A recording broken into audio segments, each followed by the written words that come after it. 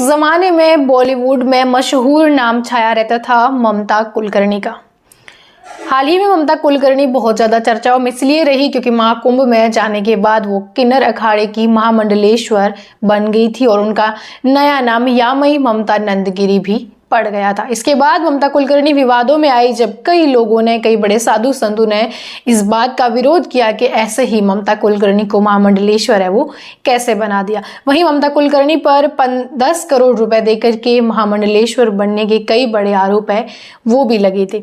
इस दौरान ममता कुलकर्णी ने आज एक वीडियो पोस्ट करके इंस्टाग्राम पर ये कहा है कि उन्होंने महामंडलेश्वर के पद से इस्तीफा है वो दे दिया। उनका कहना है कि मैं महामंडलेश्वर यामई ममता नंदगिरी अपनी पोस्ट से इस्तीफा दे रही हूँ। आज किन्नर अखाड़े में मुझे लेकर के समस्याएं हो रही है। मैं 25 साल से एक साध्वी हूँ और मैं हमेशा साध्वी रहूंगी। मुझे महामंडलेश्वर का सम्मान दिया गया था, लेकिन ये कुछ लोगों के लिए आपत्तिजनक हो गया था, चाहे वो शंकराचार्य हो या कोई और हो। मैंने तो बॉलीवुड को 25 साल पहले ही छोड़ दिया था। ममता कुलकर्णी ने यह भी कहा कि 25 साल तक कोई बॉलीवुड और मेकअप से दूर कैसे रह सकता है। मैं दूर रही हूँ, मैंने चंडी की आराधना की है और मेरी गुरु से बड़ा कोई भी नहीं है। लोग मुझ पर आरोप लगा रहे हैं 10 करोड़ देने का, मेरे पास तो बिल्कुल भी पैसे नहीं है। मैं महामंडलेश्वर बन रही थी तब 2 लाख रुपए देने के लिए मुझे कहा गया, तो मैंने तभी कह दिया कि मेरे पास 2 लाख रुपए हैं वो नहीं है। फिर वो 2 लाख रुपए किसी और ने दिया। आपको बता दें महामंडलेश्वर जो कि किन्नर अखाड़े की जो महामंडलेश्वर है डॉक्टर लक्ष्मी नारायण त्रिपाठी, उन्होंने ममता कुलकर्णी को महामंडलेश्वर की पदवी दी थी और उनका पट्टाभिषेक भी उन्होंने ही किया था। ममता कुलकर्णी ने कुंभ में पिंडदान करके पट्टाभिषेक के बाद ये जो पदवी है वो हासिल की थी। हालांकि अभी इससे ममता कुलकर्णी ने इस्तीफा दे दिया है। लगातार विवादों के बाद ममता कुलकर्णी ने मीडिया से बातचीत में भी, एक शो में उन्होंने बातचीत में भी कहा था कि वो 25 साल से कड़ी तपस्या कर रही है और कई सारी चीज़ों का उन्होंने उसमें खुलासा भी किया था।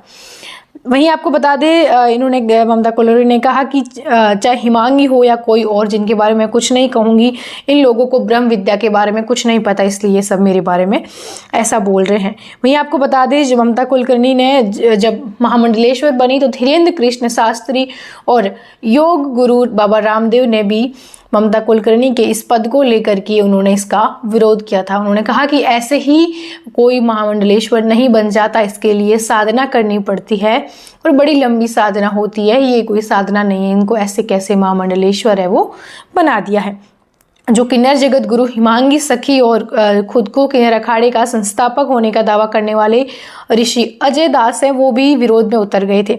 अजय दास ने दावा किया कि मैंने लक्ष्मी नारायण त्रिपाठी और अभिनेत्री ममता कुलकर्णी को महामंडलेश्वर पद से हटा दिया है। ममता को महामंडलेश्वर में पूरी प्रक्रिया का पालन नहीं किया, जिस पर देशद्रोह का आरोप हो उसे महामंडलेश्वर कैसे बनाया जा सकता है। वही ममता कुलकर्णी ने इन सब बातों का खंडित किया था कि मुझ पर कोई ऐसे आरोप है वो नहीं है और मैंने ऐसा कोई काम है वो भी नहीं किया है। वहीं आपको बता दें कि उस टाइम अजय दास ने यह भी कहा कि ये कोई बिग बॉस का शो नहीं है जिसमें 1 महीने के लिए महाकुंभ में किसी को भी महामंडलेश्वर है वो बना दिया है।